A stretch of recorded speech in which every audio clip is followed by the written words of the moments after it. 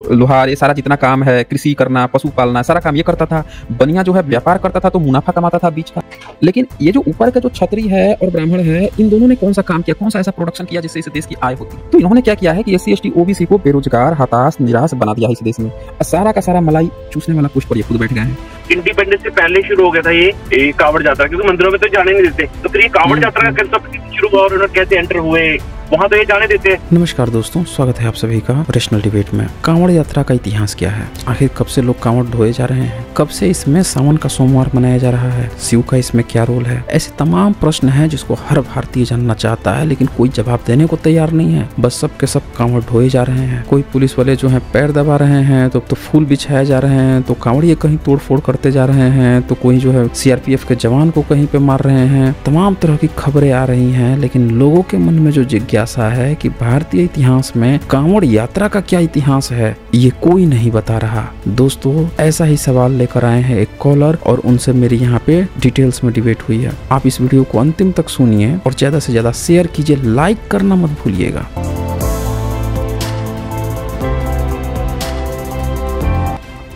राजेश्वर डिगरा, बताएं क्या कहना चाहते हैं? Good evening sir. हाँ जी, गुड इवनिंग, बताइए। सर मैं ये पूछ रहा था कि ये कावड़ यात्रा का जो कॉन्सेप्ट है, ये कब शुरू हुआ था? कांवड़ यात्रा का इतिहास में कोई उल्लेख नहीं है। अगर हम देखें, अलबरूनी 11वीं सदी में था, जिसने भारत के सभी पर्व त्योहारों के बारे में डिटेल्स में लिखा, उसमें कहीं जिक्र नहीं है। ब्रह्मनिज्म के भी ग्रंथों को अगर हम देखें ध्यान से, तो ब्राह्मणों के भी किसी किताब में कांवड़ यात्रा का कोई जिक्र नहीं है। सर ये एग्जिस्टेंस में कैसे आया? और ये हमारे लोग ही, मतलब ये SC ST OBC के लोग मैंने देखा, क्योंकि मैंने जितने भी मेरे फ्रेंड्स देखे हैं जो जनरल कास्ट हैं, जो ब्राह्मण जो भी हैं, मतलब वो अच्छा कमा रहे, खा रहे, लेकिन मैंने कभी नहीं देखा कि कोई इस तरह की एक्टिविटीज में इन्वॉल्व होते हुए। They working in the MNC, अच्छी पोस्ट पे बैठे हुए हैं, वो तो जाते नहीं। तो ये कॉन्सेप्ट कैसे शुरू हो रही है? हमारे लोग ही कैसे फंस गए इसके अंदर? देखिए, हमारे लोगों को फंसाने के लिए, इंगेज करने के लिए ना बहुत सारी चीजें हैं। आप देख लीजिए ना, पहले एक मदारी वाला आता था, तो मदारी कौन देखता था? सर्कस आता है, सर्कस कौन देखता था?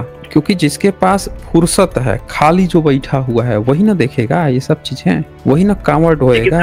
हाँ। तो खाली कौन बैठा हुआ है? आप ध्यान से देखिए, सारा रोजगार का पोस्ट तो इन लोगों ने कब्जा कर लिया है। हाँ। जितने भी जहां जहां पैसे मिल सकते हैं, उन सारे पोस्ट पर इनका कब्जा है। तो इन्होंने क्या किया है कि SC ST OBC को बेरोजगार, हताश, निराश बना दिया है इस देश में।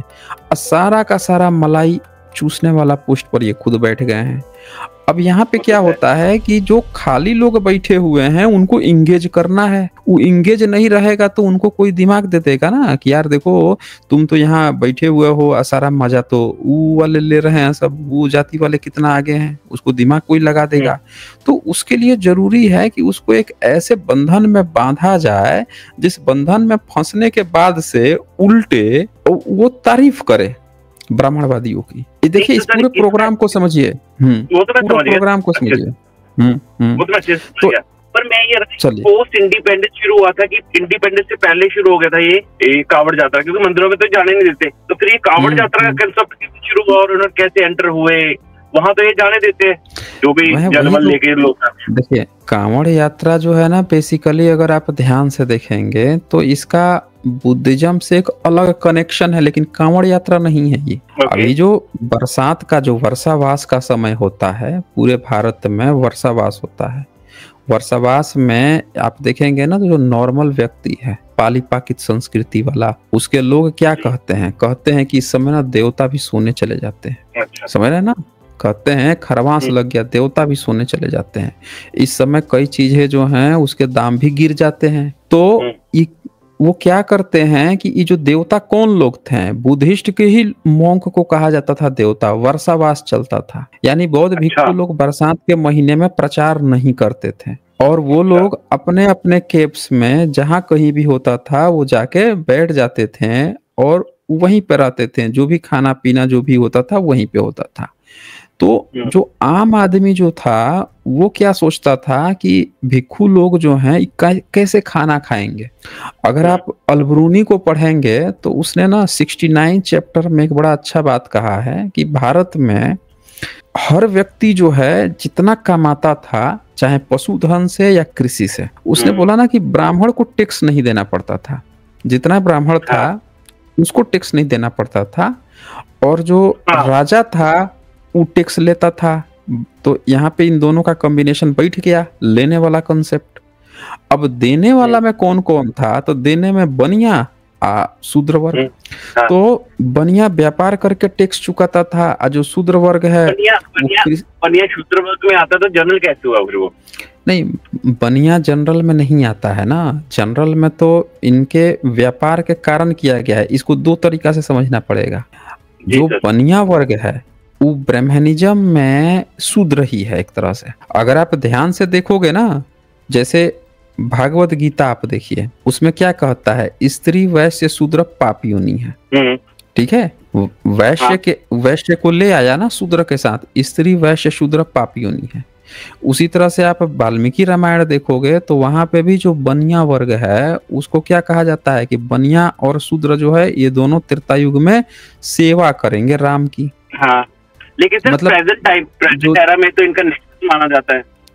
नहीं, एक्चुअल में बनिया को ब्राह्मणवादी संप्रदाय में बनिया को शूद्र बनाने का एक्चुअल जो मतलब था, वो बनिया जो है वो बुद्धिज्म के सबसे बड़े प्रमोटर थे। पूरा सिल्क रूट जो है व्यापार करने जाते थे वो बुद्धिज्म का था, और ये हमेशा से व्यापार किए हैं, हमेशा से बुद्ध का प्रचार प्रसार किए हैं। ये पूरा बनिया वर्ग जो है तो खत्री है, वो अपने खत्री ना बनिया क्यों नहीं बोलते फिर वो अपने आप को?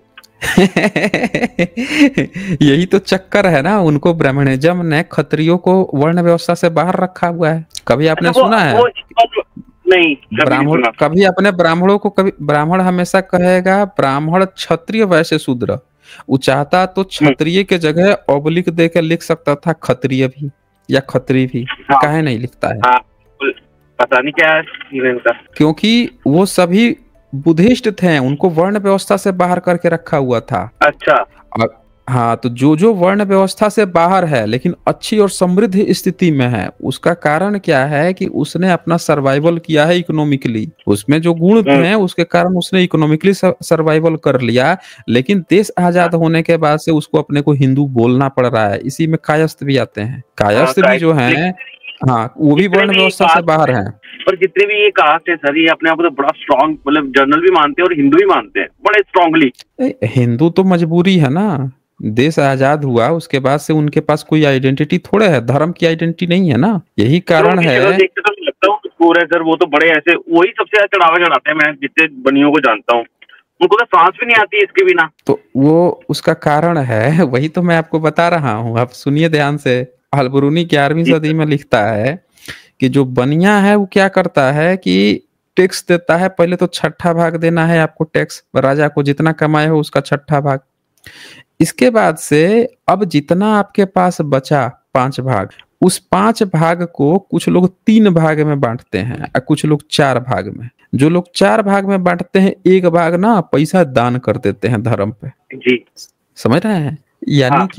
यानी कि आप सोचिए कि कोई 120 रुपया अगर कमाता है तो 20 रुपया राजा को दे देगा, और अगला 20 रुपया जो है वो दे देगा सीधे सीधे धर्म में। यानी कि उसका 120 में से उसके पास 80 बचा। अब 80 में से सारी चीजें व्यापार में फिर लगाएगा, फिर अपना घर परिवार देखेगा, लेकिन 40 खड़े खड़े उसको दे देना है। हर आदमी के साथ ये नियम था। तो सर ये जो हाँ, तो इन्होंने इसी का फायदा उठाया है। ये देश जो चला है ना, इस शूद्र और बनियों के कारण ही इस देश का पैसा इन दोनों ने बैठ के चूसा है। भाई एक बात बता दीजिए आप हमें कि ब्राह्मण ने आज तक कोई काम नहीं किया, कोई इन्वेंशन नहीं किया। कंपनी खुलती है, सामान बनाती है, बिकता है तो पैसा आता है। सामान बनाने का काम तो शूद्र वर्ग का था। भारत में जो है ओबीसी वही बनाता था। बढ़ई, वो लोहार, ये सारा जितना काम है, कृषि करना, पशु पालना, सारा काम ये करता था। बनिया जो है व्यापार करता था तो मुनाफा कमाता था बीच का।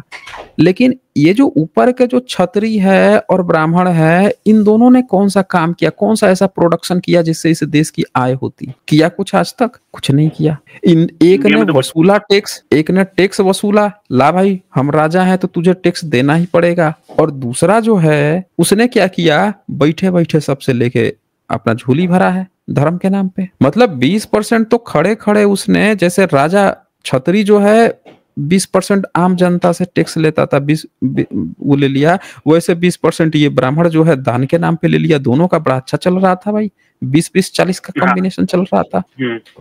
तो ये समीकरण जो है ना, ये सारे समीकरण आप सोचते होगे ना कि आज जो है ओबीसी जाके पैसा जैसे कमाता है, जाके काहे डोनेट करके चला आता है उसमें मंदिर में या पूजा पाठ में, काहे इन लोगों को समझ में नहीं आता। एक्चुअली इसकी जड़ें ना प्राचीन काल से हैं, समझ रहे हैं, इसकी जड़ें प्राचीन काल से है। अंतर ये है कि पहले ये जब पैसा जाता था तो ये विश्वविद्यालयों पे जाता था। जब बुद्धिस्ट थे तो नालंदा जैसे विश्वविद्यालय है, तेलहारा है, विक्रमशिला है, ऐसे महाविहार थे। तो ये 20% के पैसे जाते थे, उन पे जाते थे। जब कहा जाता था कि राजा जो है 200 गांव नालंदा को दे दिया था, यानी वो 200 गांव के जो पैसा जो 20% दान में जाएगा वो जाता था नालंदा पे।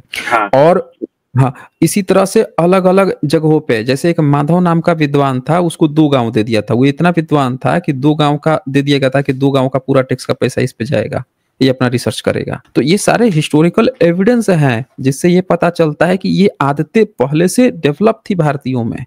ब्राह्मणिज्म ने क्या किया है कि जब कब्जा किया ना, तो वो जो पैसा जो लोग बाय डिफॉल्ट देने की जो आदत थी उसके जगह पर बैठ गया, वो आते रहा। अब गलत जगह पे जा रहा है, गलत हाथ में जा रहा है। समझ रहे हैं मेरी बात को?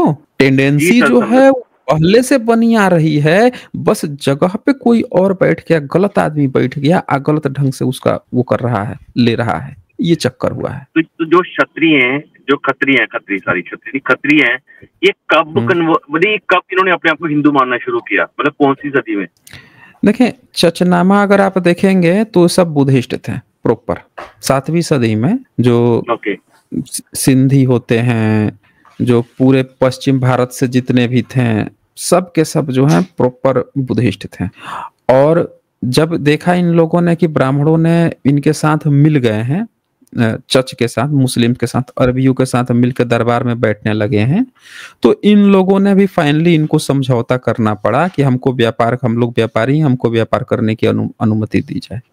तो उनका अपन, हाँ, अभी हिंदू में नहीं काउंट है ये, इनका कोई डील ही नहीं हुआ है। ये तो बुद्धिस्ट है ना। ये तो तब हुआ जैसे जैसे मुस्लिम भारत में घुसते गए, अब कोई बुद्धिस्ट ही नहीं बचा इनका धर्म कम कार्य करवाने वाला। जब कोई नहीं बचा तो भैया कहावत है कि आपको अगर नहीं मिल रहा है, सुई नहीं मिल रही है, तो कहीं कांटा लगा हुआ है, जरूरत है कहीं पे छेदने की, तो कांटा तोड़ के छेदोगे। तो मजबूरी में सब हिंदू बन गए हैं, जब कुछ था ही नहीं। तो अगर हम हिस्टोरिकली देखें तो ये भी बहुजन में काउंट होनी चाहिए।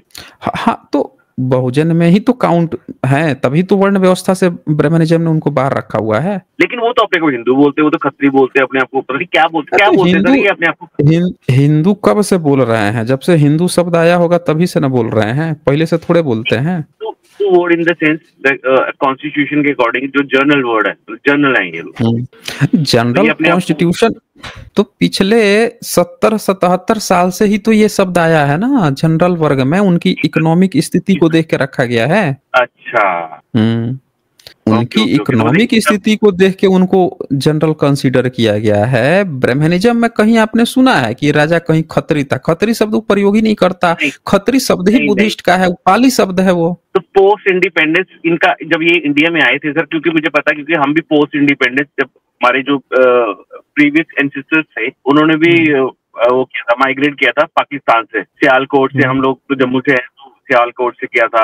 और खत्रियों की बहुत है, वो उनकी बहुत सारी दुकानें हैं, बड़े घर हैं, और उसी जगह पे सियालकोट में या लाहौर।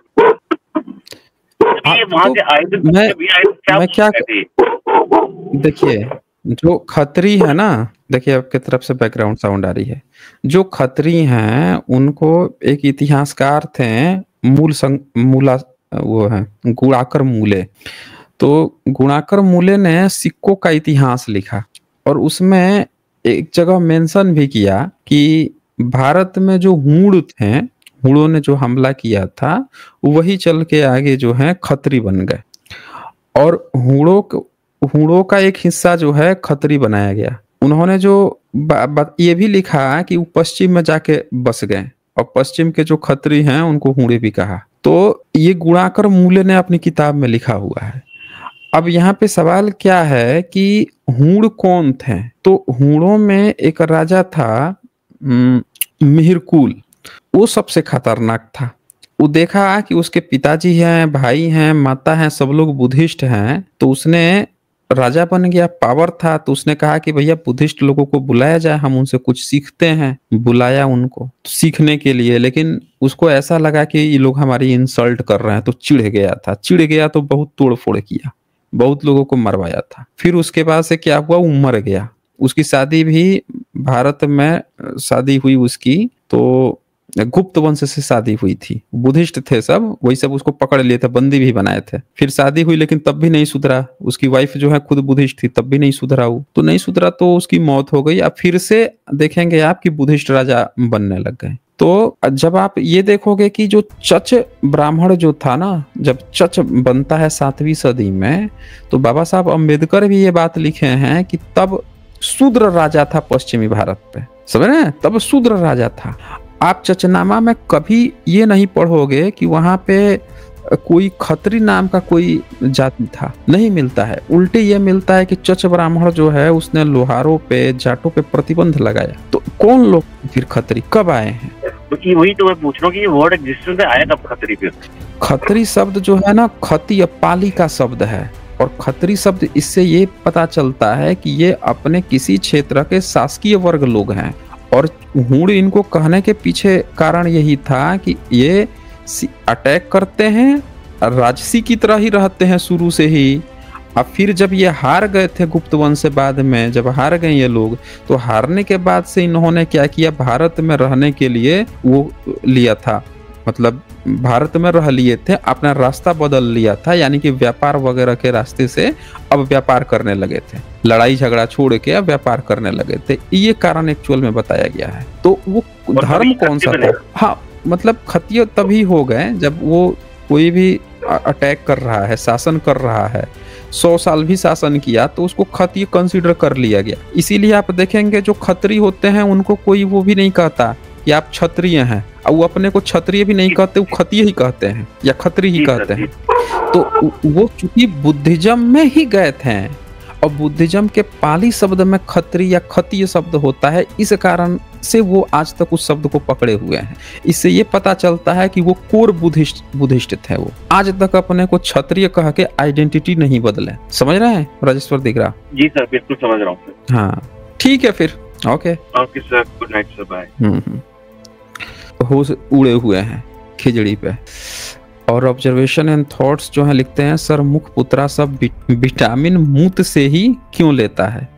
अब ऑब्जर्वेशन एंड थॉट्स, ये तो मैं यहाँ पे मैंने बार बार ओपन डिबेट इनविटेशन रखा है कि कोई माई का लाल हो तो यहाँ जुड़ के जरा हम लोगों को भी समझाए भैया कि गोबर के मूत्र से किधर से मतलब वो निकलता है, कौन सा विटामिन आता है। VL हरि नायडू यहाँ लिखते हैं, कत्रगामा बौद्ध भिक्षु और हिंदू भगवान कार्तिकेय एक ही हैं। हाँ हाँ, बौद्ध भिक्षु, ये जान रहा हूँ, कार्तिकेय बनाया सब। तमिल लोग भगवान सुब्रमण्यम कार्तिकेय को प्रसन्न करने के लिए कांवड़ यात्रा पर जाते हैं।